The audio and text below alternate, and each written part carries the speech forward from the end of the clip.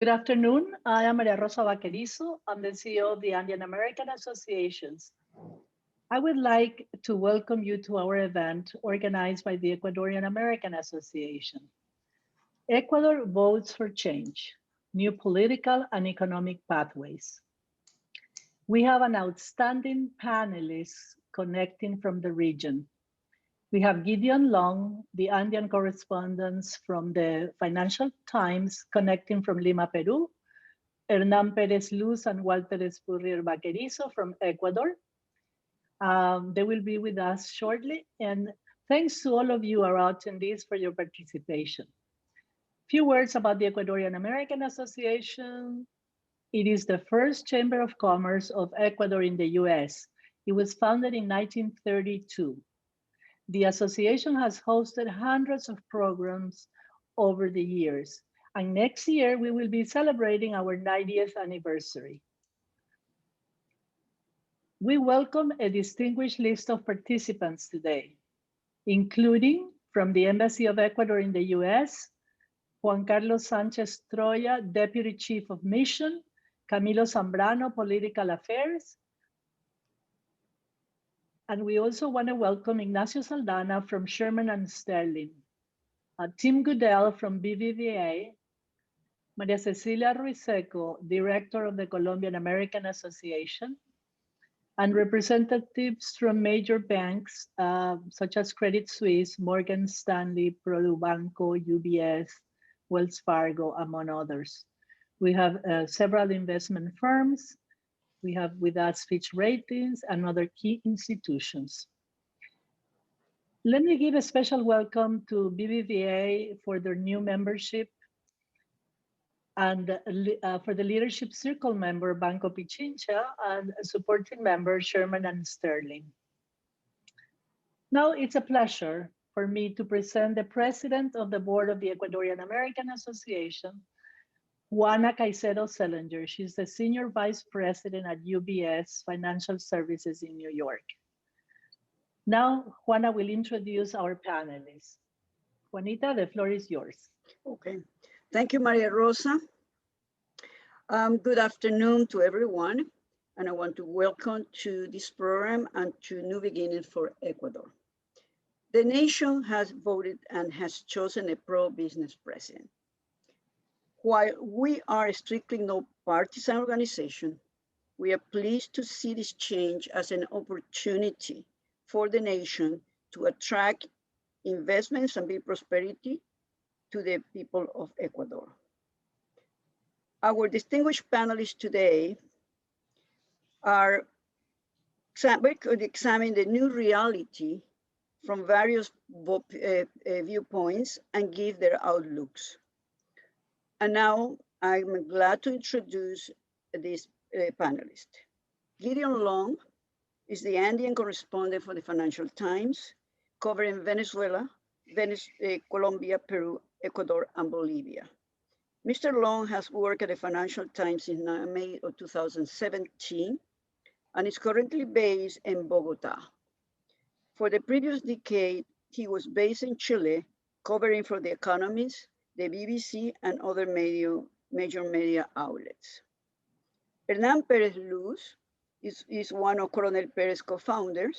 Hernan is a registered arbitrator and is currently a delegate of Ecuador before the arbitration committee of the ICC in Paris.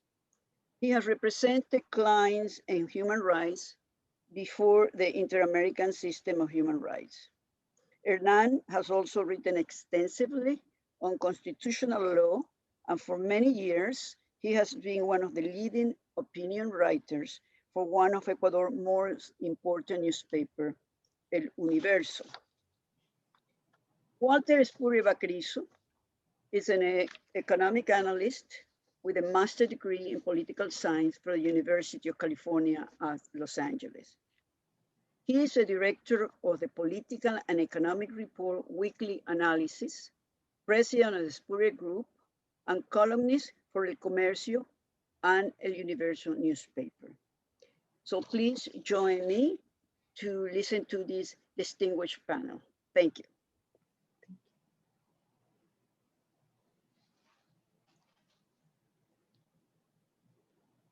I think we can start, Gideon. We're starting with me. Yep.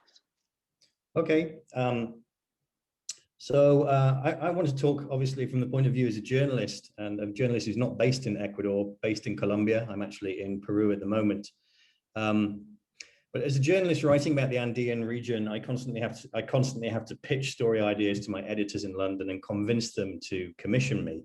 And quite often, it's quite a difficult task to convince them to take stories about Ecuador. We write a lot about Venezuela, obviously. We write regularly about Colombia, the biggest economy on my patch. And I suspect I'm going to be writing a lot about Peru in the next year or so, given everything that's happening here in Lima at the moment. But Ecuador is always a harder sell.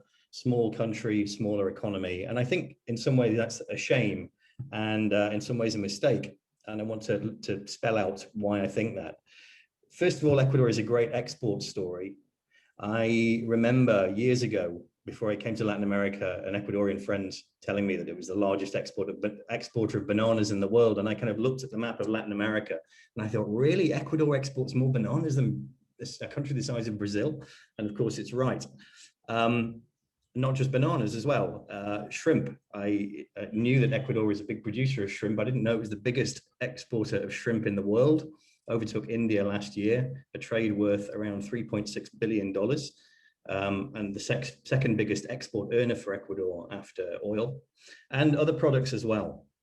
Balsa wood, as we've seen in the last few years, most of it going to China for their wind turbines, other products as well, cut flowers, cacao, other fruit and vegetables. And at the Financial Times, we're always telling countries in Latin America about the need to diversify their economies, for Chile to move away from copper, for Peru to reduce its dependency on mining.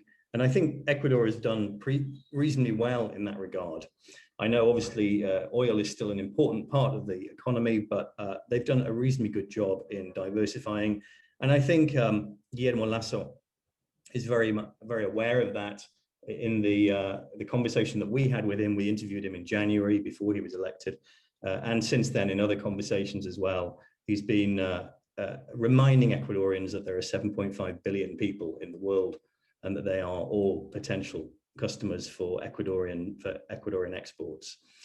I'd say one of the policies that possibly worries me slightly from Guillermo Lasso's policy brochure is the intention to double Ecuador's oil output in the medium term and increase it to around 700,000 barrels per day by the end of his government. I think that seems very ambitious to me for a country that's not produced more than 600,000 barrels a day in its history.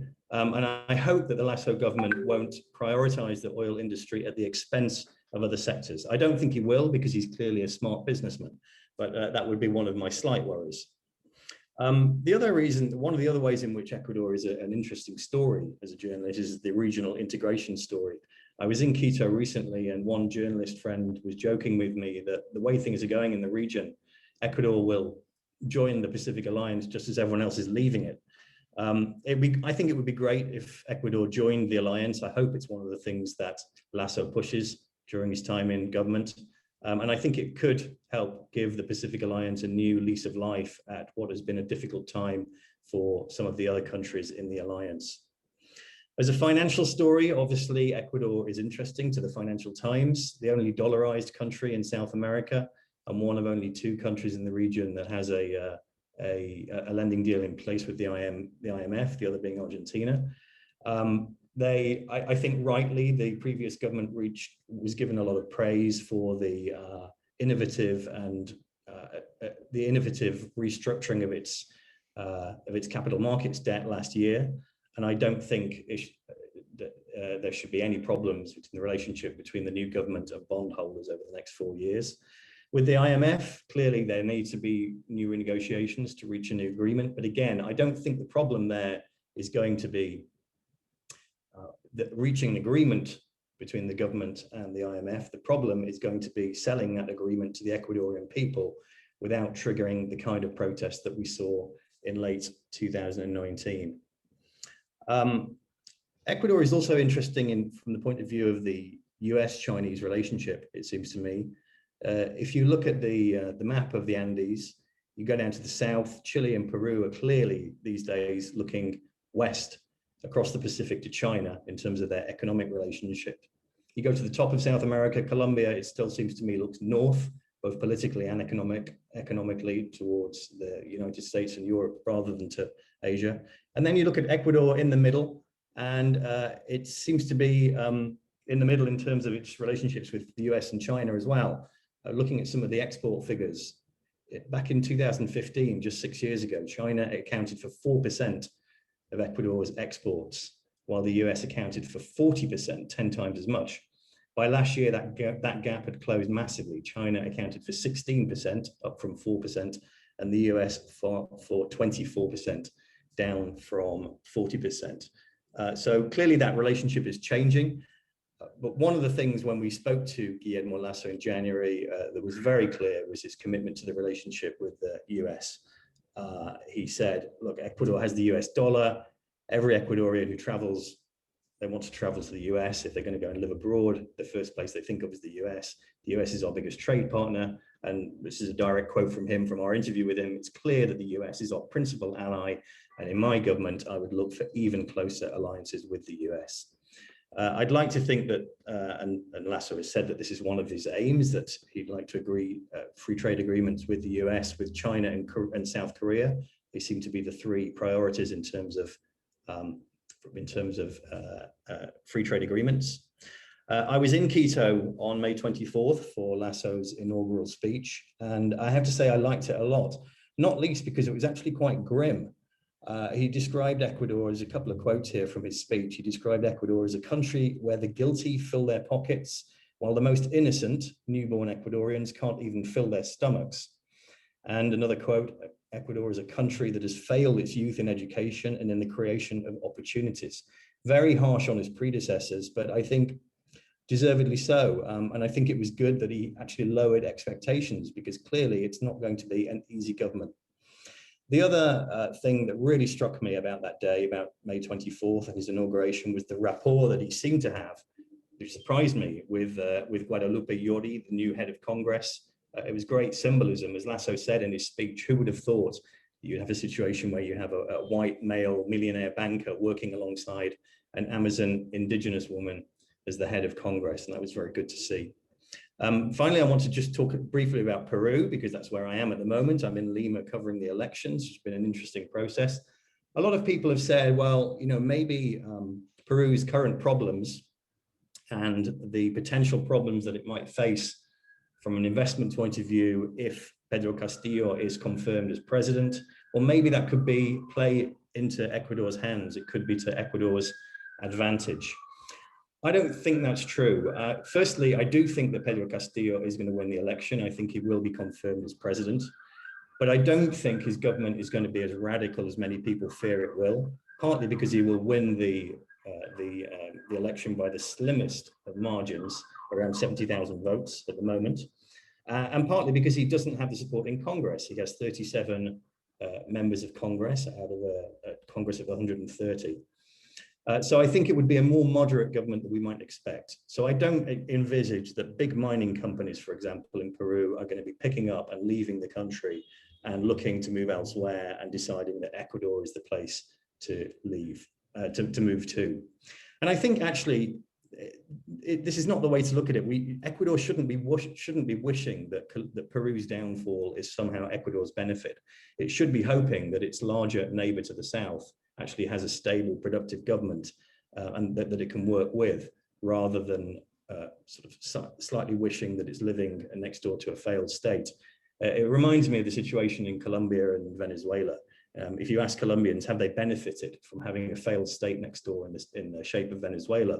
They'd say, well, okay, we've sort of benefited in the sense that PDVSA oil executives came to work in Colombia and left Venezuela. But actually, overall, the disadvantages have outweighed the advantages. So I think really Ecuador should be hoping for all the best from Peru and seeing it as a partner, hopefully within the Pacific Alliance. So I'll leave it there and pass the word on. Okay, to Walter, please. we follow with them. Thank you, Graydon. Well, thank you, Juanita. Hello to everybody who makes the Ecuadorian American Chamber in New York, and all the speakers. And I'm going to talk about the economic situation in Ecuador. And the context right now is that all of the Andean region is in eruption. It's an eruption from Venezuela to Argentina, and today we're seeing it in Peru. And it's an eruption in which you have a left-wing populism with tinges of Marxism, more in some places than in others. Ecuador was not supposed to be an exception to this. When I met with investors and told them that the election was going to be very close between Lasso and Correa's stand-in, they thought I was wishful thinking. But well, Lasso won the election, and so we're going in counter direction to the rest of the Andean countries are going. And Lasso is promising three things.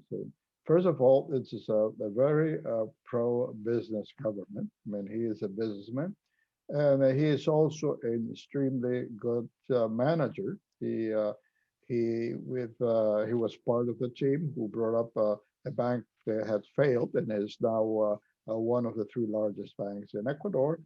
And he wants to turn this crisis. Ecuador has a crisis for double reason. One is its fiscal crisis that inherited from the Correa administration, which was not completely solved by Moreno administration. I would say not even halfway. And then the one brought by the pandemic. And he plans to take this opportunity of being such a deep crisis to turn Ecuador around, to do reforms that have never been undertaken before. So right now, Ecuador is changing in the sense that in the first quarter, before the second round of elections, there was a widespread pessimism in Ecuador and the beginning of capital flight. Now it's altogether different. It's a wave of enthusiasm for the government.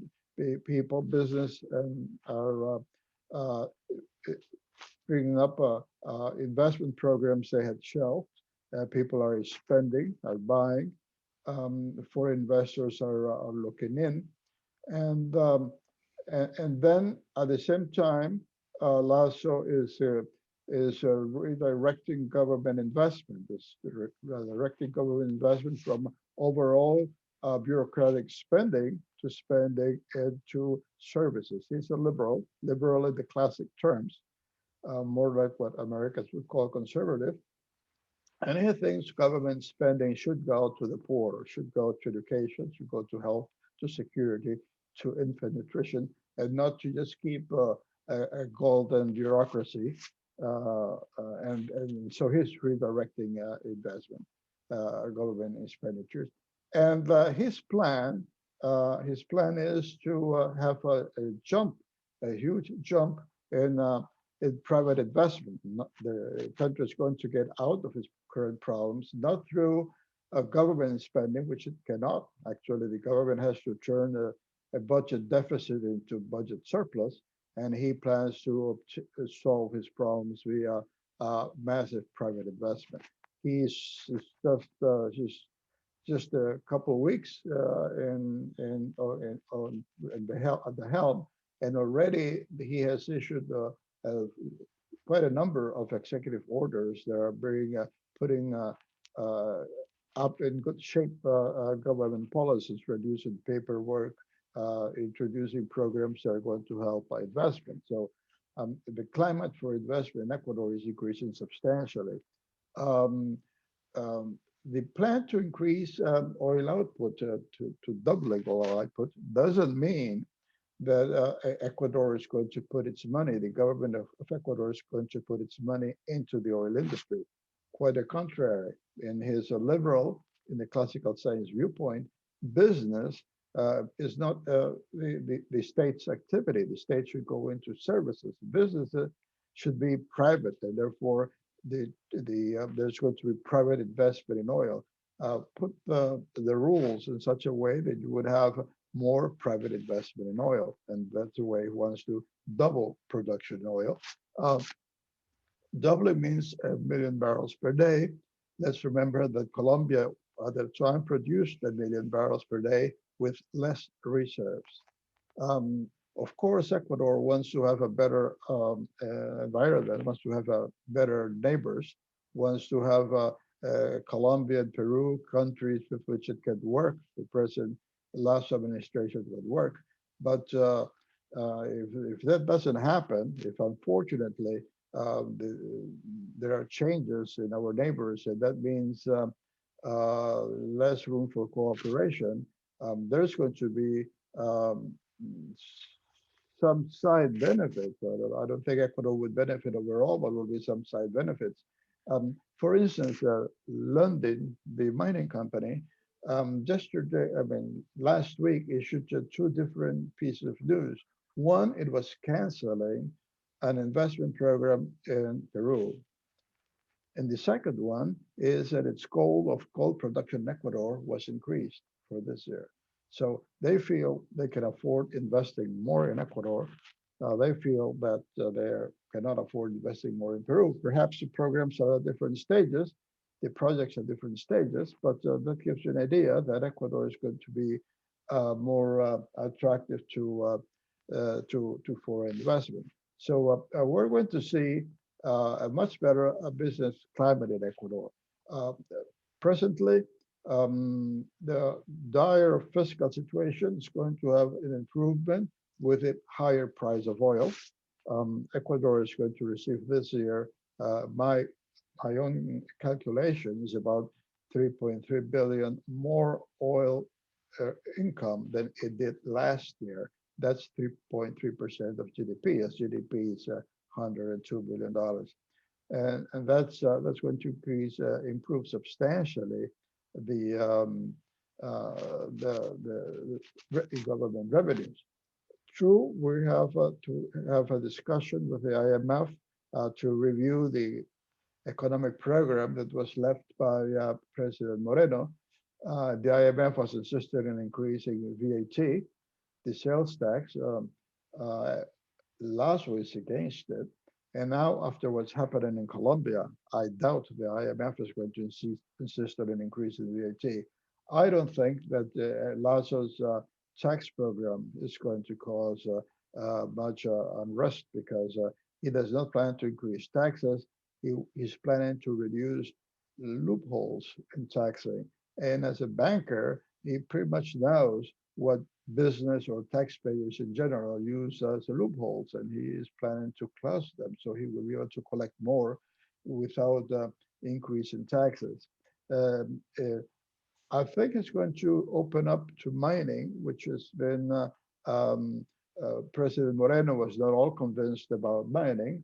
Lasso was well aware, looking at the broad picture, that if you have a mining investment, and Ecuador is now a prime focus for mining companies because its mining wealth has recently been discovered and to be equivalent to that of northern Chile.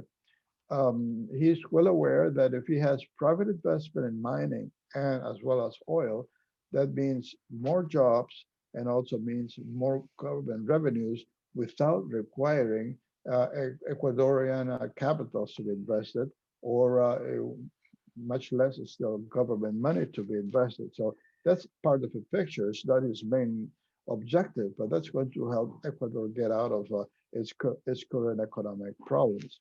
A well-managed economy by Lasso means that by the time that the restructured debt comes around, payment of the restructured debt comes along, which would be after his administration, Ecuador will be in good standing with the international community and will be able to keep issuing new bonds to replace the ones that are coming due. So the debt burden will become manageable.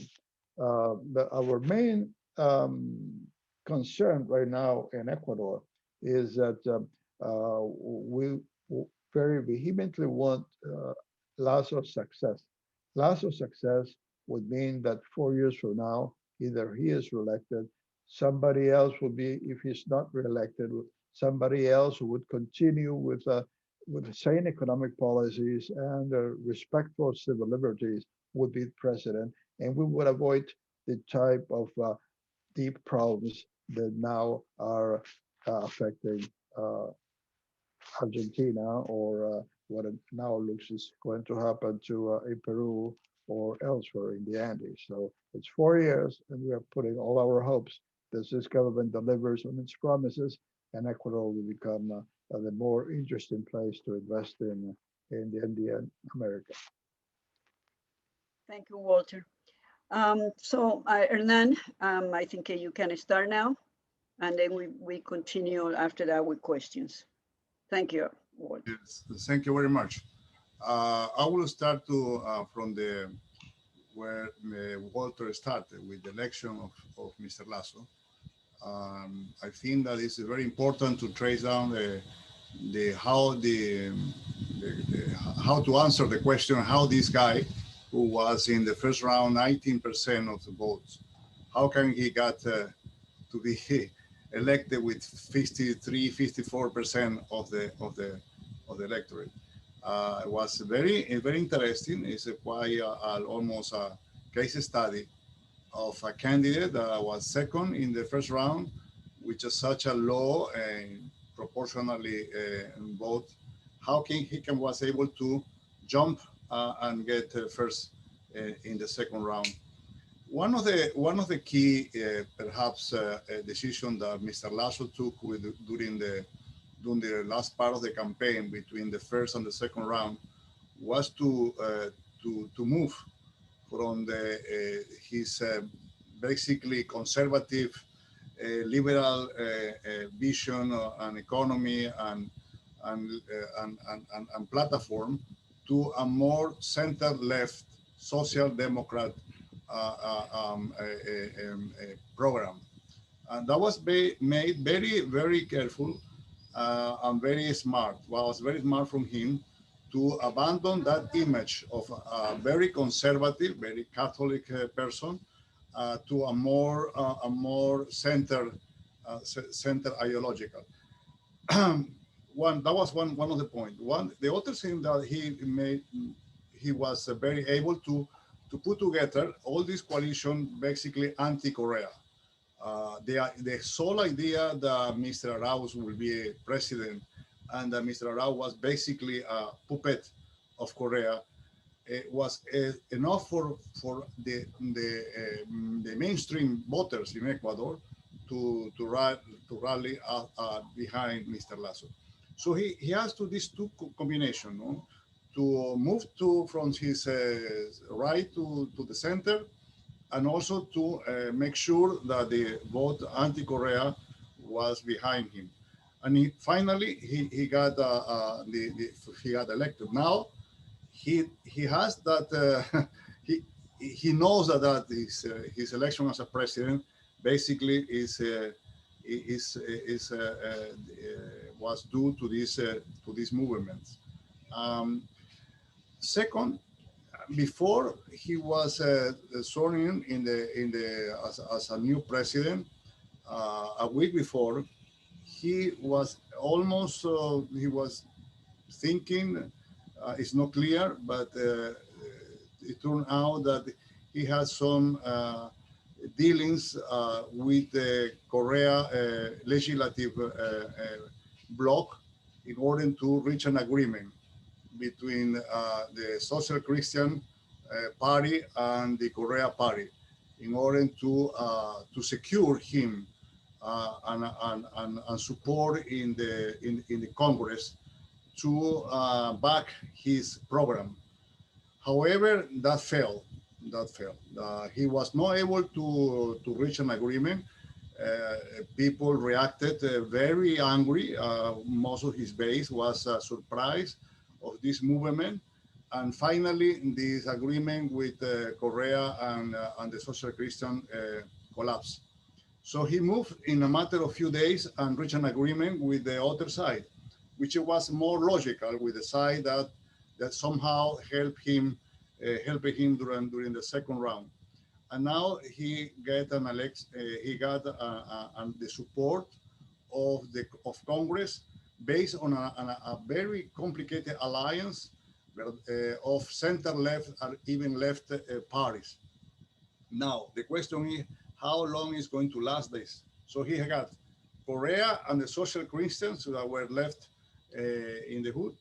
No, there was no agreement to a coalition. And then they have new partners who are not 100% reliable because they are also betting for the next election. I mean, Ecuador has a very complicated, similar to Peru, no? Even if there is a presidential system, because the fragmentation of the political forces, because of the system, the electoral system, we don't have a bipartisan political system. We have a multi-party system. So it's a contradiction that has really been in Ecuador and many Latin American countries for years, whereas you elect a president with a clear majority, but the president doesn't have a clear majority in Congress. So they have to reach an agreement. There has to be coalitions. These coalitions are no stables. They are basically a short-term coalition. So Mr. Lasso has a very strong, very difficult challenge ahead. It seems to me that he is being able in the last days to reach out to the basically the center-left parties, among other things, because he has not sent any piece of legislation to Congress. So we don't have, perhaps he's preparing the field when he start to show his cards before Congress. In the presidential speech, he has a very interesting statement that has made a lot of people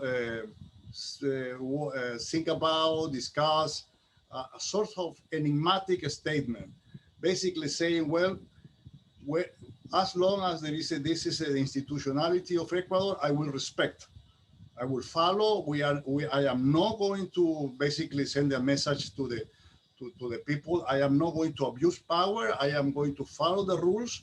Perhaps I don't like this rule, but this is the system that I will respect, unless or as long as the people doesn't say otherwise. So this is something that opened the door. Mr. Lasso has opened the door, perhaps, that in the event of a conflict, which is very likely that it will happen, he will use the system of referendum, call the people to maybe to have the last word in the post probably conflict that he might face, and that will be very interesting to see, because perhaps that will make his presidential, his work, his tenure more secure. Take into account that his party has less than 10% of the seats in the National Assembly. It's one of the in record, one of the presidents that come to power with such a tiny margin of support of his own party. In the last 2 weeks, he has been able to gather some, pick up some seat here and there, but still, this is not a clear majority. So he's going to face the problems that most of the Ecuadorian president has to face. How the degree of compromise, I have to compromise with other political forces in order to forward his agenda, which is an agenda that is not very popular in the center-left field. It's an agenda opening the economy, is in favor of commercial treaties and so on. All the typical liberal agenda, which on the other hand, there is no other way in Ecuador to overcome the economic crisis. So it's going to be very interesting in the next couple of months to see how the government is going to sort out all these difficulties. Thank you, Hernan. So we are open for questions. Gideon, you will please handle them. Okay, I see a question there.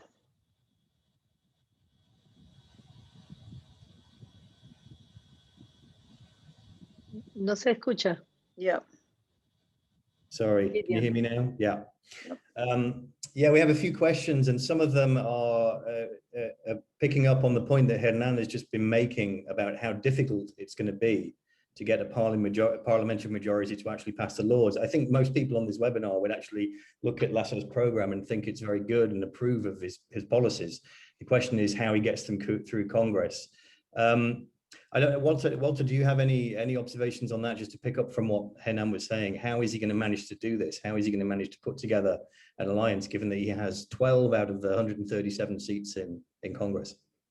Well, yes, it's going to be tough, but there are ways around. He had 12 seats. The reason he had that few seats is because his candidacy was supported by the Social Christian Party.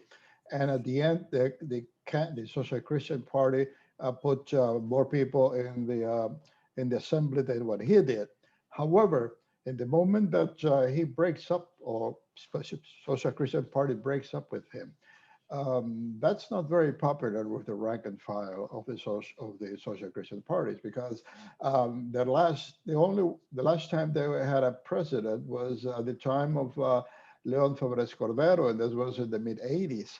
In other words, they had been working very hard and been out of government for over 30 years, and now they elect president, and the head of the party says, yes, but you are not going to join the government, you're going to be the opposition. So he's going to get some people have already split from the party to join the assorted assemblymen who are around the Lasso contingent, and then others who have not left the party are likely to go ahead and vote with Lasso. So that you have a problem right there with the Christian Party being in the opposition. Second, we have this constitution was written by Rafael Correa for his benefit, and he was a virtual dictator.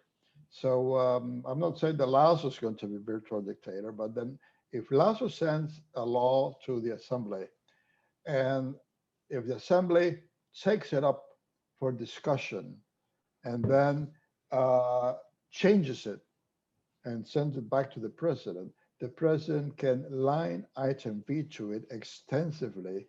And to override that line item veto, the assembly needs a huge majority. They would not be able to have it if Lasso has, as he has now, 20% of the assembly for himself.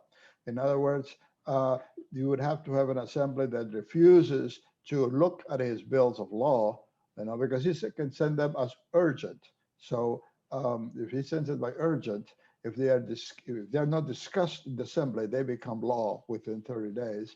If they are discussed and changed, he can insist in his original wording and be able to hold it. So it's not that impossible. He's going to have, his main problem is that he's going to have some decisions that are not very popular. For instance, wise decision from the Moreno government after the failure of almost being toppled by the indigenous and Correa allied in 2019, was that now we have an increase in the price of fuels, which is 3% a month in diesel, which is extremely low. And it's a very important cost to the state because diesel has to be imported. And so that subsidy is going down, and you have a lot of resistance against this reduction of the subsidy. He presently has a problem with the transportation community, but I think he can get around. I think if he has if he shows skill and his people show his skill, he's going to be able to get quite a few things, because remember, he is not after increasing taxes, which is a huge issue. He's not going to propose an increase of VAT, which would be very unpopular. So it's going to be a difficult task, but I think he's optimistic he can get much of what he wants because of the legislation it is, and because he has been gathering extra support in the assembly. Great, thanks. Hernan, a few questions for you. We have a couple of questions about corruption. How big a concern is it for Lasso, and what is he going to do about it? And another question also about freedom of expression. Has he passed a law on freedom of expression? I think this is one of the first laws that Lasso passed when he came into office. Can you maybe spell out what exactly that law entails? Yes, that's true. Lasso made his commitment during the campaign to propose in the first day a bill to Congress to derogate to the remainder article of the Korea laws on communication, and that was very affecting the freedom of expression. The bill that was sent to Congress is incredible, very good. Is taking the main articles or main section of the law was it seems that was taken from the principles of the standards approved by the Commission, the Inter-American Commission on Human Rights on freedom of expression. Perhaps this will be the first law in Latin America that is drawn after the standards set by the Inter-American Commission on freedom of expression. This is very good. According to the bill, the remainder of the section of the Korea law will be eliminated, and instead will be the new law. Now the problem is to see how the Congress will react to that law. That law has not been submitted to Congress because the Constitution doesn't allow to put an X number of days to approve the law. So it has to take the ordinary course of discussion, but it's a very, very, very in favor of freedom of expression. I think that this is a 180-degree different from what we see during the 10 years or more of the Korean regime. This is a very good news for Ecuadorian journalists and in general for freedom of expression. Would you say another question? Sorry, Gideon. Yes, the other question was on corruption. How big an issue is it for him, and what's he going to do about it? Now, during the campaign, he promised to establish an international commission that will support the work of the general prosecutor. In Ecuador, the general prosecutor, unlike the U.S., is an independent branch of government, independent agency. Is no dependent from the president. And the person who is heading that has been heading that during the last 2 years, Ms. Dr. Diana Salazar, is a well-regarded attorney. She has been very good in his job. She has been very strict, and thanks to her, perhaps, and very brave, she brought the charges against Korea.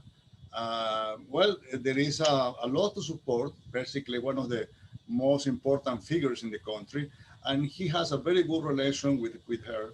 And I think that in that side, Lasso knows that this is one of the main points for which he was elected. He was elected on the platform against corruption and against all the what we call here Koreismo. I mean the follower of Korea, and not to stop in that campaign. I don't see that will be a very good ground for him to get support from the people. Actually, 2 days ago there was a news in the news was a new poll that shows that Mr. Lasso at this point in this day has 70% of support from the Ecuadorian voters. This is the highest support from a new president. The problem for the new president is just to keep that support as high as that. It's not easy, but let's see what happens. But that's quite something to improve your approval rating from 50 to 70% in the space of just a few weeks after taking office. Yes, it is. It is, but perhaps the vaccination campaign that is playing a very important role. People are desperate. I mean, even if they vote perhaps for Mr. Arauz, but right now, for the Ecuadorian people, they have start to feel a change in the attitude and the program of vaccination. What we had in the last month of Moreno administration was a disaster. It was really a chaos. Really, people didn't believe that in that. And maybe this is something that one of the key issues that Lasso is going to play. This is one of the key cards. And perhaps this 70% is explained basically for the good attitude that people has with respect to the plan that is now underway.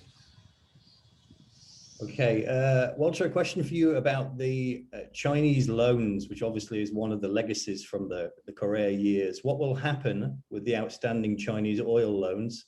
Will they be prepaid from new investments in the oil industry? And how does the $3.5 billion oil loan from the DFA stand? Well, I don't think the debt with the Chinese is going to be prepaid because there's no money to prepay it. Actually, the government may feel it has to obtain a new oil-backed loan if it doesn't have any other sources of credit. And hopefully, as time goes by, that debt with China is going to be reduced. The loan that you refer, that depends. That's a special facility that depends on Ecuador offering in something like concession. Concession is not the right word. In some concession, some of the assets the government has, which is in agreement with what Lasso thinks it should be done. He thinks that the Ecuadorian government should not be into businesses and will be fine if he agrees with companies to handle it, and then for companies to pay a certain amount for the rights for managing and making business out of government assets. This American loan depends on that, and that program has yet to be started. So we don't know exactly how that is going to go. In addition, that was a program started under the Trump administration. So I don't know how it goes with the Biden administration. I may be able to have more information about that next week because this weekend I went to Washington to make certain contacts about that and similar issues. So with China, a big problem is that China has not been willing to restructure the Ecuadorian debt with China, which is the debt from the construction of hydro stations and other overhead programs. Where Ecuador has restructured its debt with the bondholders, and then the international, the multilaterals have agreed to lend Ecuador more money. China has not been willing to restructure that debt, and so I guess Ecuador is likely to rely less on Chinese credit, but only if you have other sources of credit forthcoming. You were mentioning in your presentation about Ecuador being halfway between China and the US, but my reading is that after the fall of the Berlin Wall and the fall of the Soviet Union, the United States has shrunk its interest in Latin America and is essentially interested in Mexico and Central America. Ecuador has very much been pushed out from the U.S. banana market by Guatemala and Honduras. It was been pushed off the shrimp market by India, and while China opened. So it isn't that Ecuador has wanted to move out of trade with the U.S., but it has found itself in unfavorable conditions. Part of it's Ecuador's own make, because Ecuador did not enter a trade agreement as Colombia and Peru did. But China is a huge market. They have opened up. It became the main buyer of Ecuadorian shrimp. And that's the reason why ties has increased. And also China has been willing to give loans that the Western powers have not been willing to extend. And right now we have another angle to that relationship. Lasso is angling to get more vaccines because he cannot get the economy to jumpstart unless he gets the people vaccinated. And he cannot get US or European vaccines. The one who's offering vaccines is China. It's offering CanSino machines, vaccines right now. So Ecuador is so forced into dealings with China because he doesn't have the opening in the US and Europe because perhaps they have their plates full with countries that have a more priority. Mm-hmm. Yeah, one of the ambitious short-term goals of his government is to vaccinate 9 million people within the first 100 days of his government, which is more than half of the Ecuadorian population. Do you think that's likely to be achieved? First of all, I think you should always set your bar high, not your bar low. And I think and he has set the system to do it.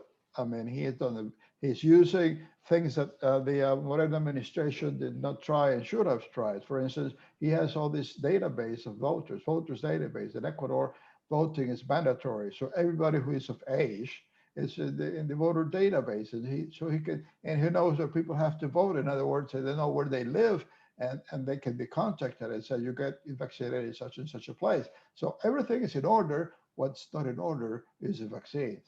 And so suddenly he gets a new batch of 200,000 vaccines from Pfizer. That's fine. That's for 2 days of vaccination. You should need many more than that. So that's a big concern right now. And Ecuador is going to be forced to go into closer ties with China. And the problem is that we know from what we read, what's happening in other countries, China often puts conditions for those vaccines, political conditions and economic conditions to give those vaccines.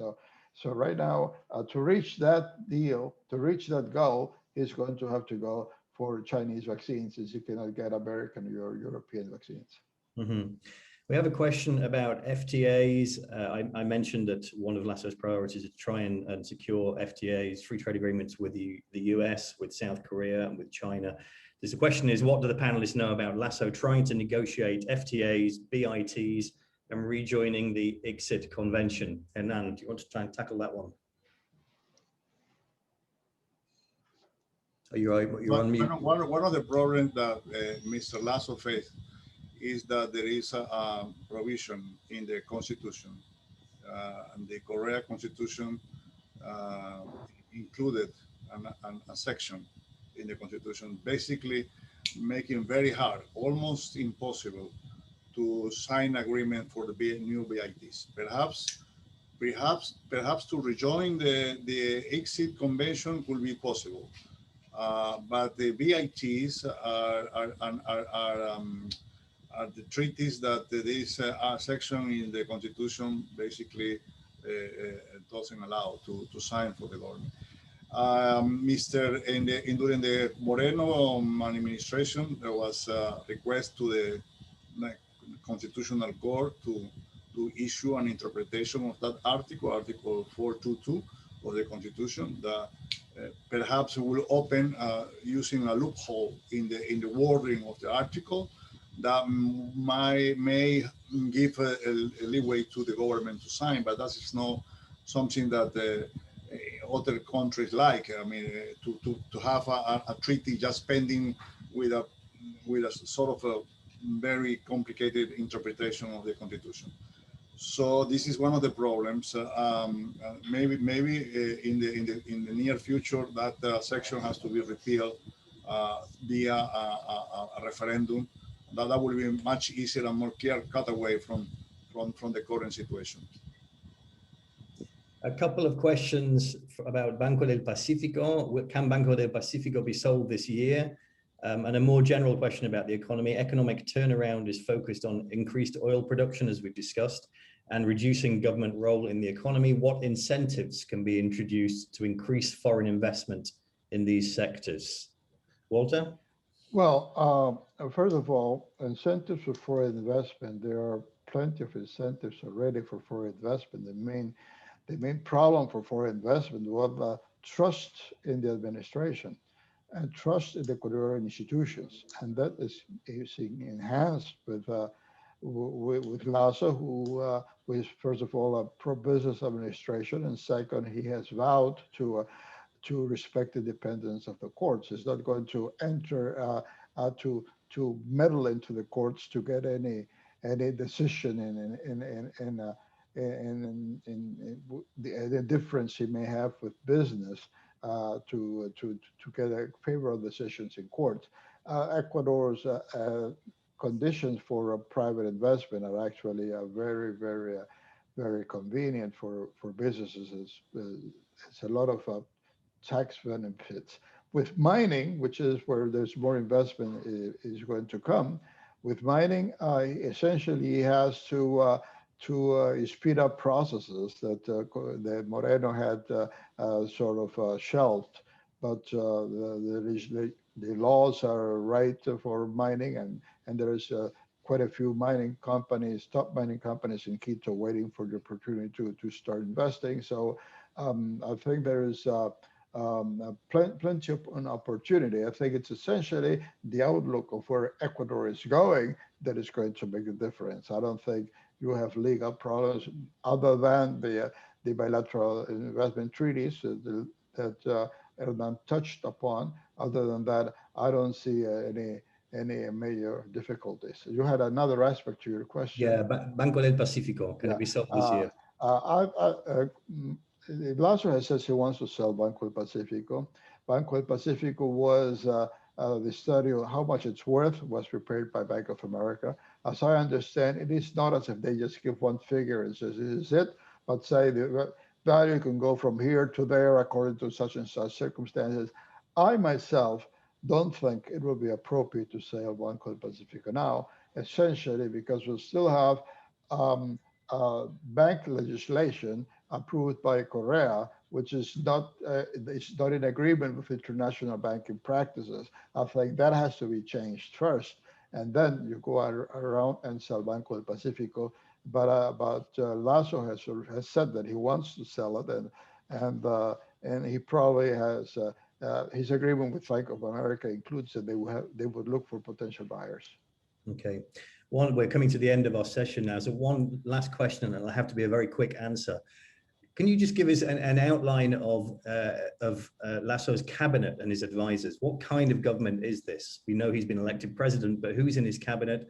Simon Cueva has been chosen as the finance minister. It seems to be quite a technocratic cabinet without appointments for Pachacutic, for example. As briefly as you can you give us a quick outline of what his cabinet looks like? Well, Lasso's agreement with Pachacutic and the Social Democrats is just an agreement for to select the authorities of the assembly. As you say, Cueva is a technocrat, not from his own party. He has appointed a minister of production and industry, an expert on competitiveness. So he's a technocrat. He has appointed for the central bank somebody from his foundation. He has a foundation, I think Cato, Ecuadorian Cato type foundation that goes to the central bank. So he's putting either people who are technocrats and has put people who are of proven austere people, not politicians that he think may be tempted to play politics in the different position. There are a few politicians. He has put a politician in agriculture, but essentially it's a high level and the right person for the right job, and no political commitments with people just because he is buying votes in the assembly. So I think he has a pretty good cabinet. And then just to wrap up, any comment on any observations on the cabinet? No, I agree. This is one of the few cabinets, presidential cabinet that doesn't come with a label of political coalition to anyone. It's a very good high level. For instance, the Minister of Foreign Affairs is a very well qualified person from a career servant, and basically the appointments are very good. Great. Hernan, Walter, thank you very much. And with that, I'll pass back to Maria Rosa and to Juana. Okay, thank you very much, Gideon, Walter, and Hernan, for this very interesting discussion and for you very helpful answers to the questions. We have certainly enjoyed this exchange of ideas. Thank you for all, panelists and attendees, for your participation. This is just the beginning, since there will be ongoing developments in Ecuador that we will cover in future programs. And Maria Rosa, you can say the final remarks. Thank you very much, Juana, and thank you, Gideon, Hernan, and Walter, for sharing your expertise on Ecuador's future. Ecuador voted for change, and change they got. I am very impressed of Mr. Lasso's approval rate of over 70%. So that means he's listening to the people.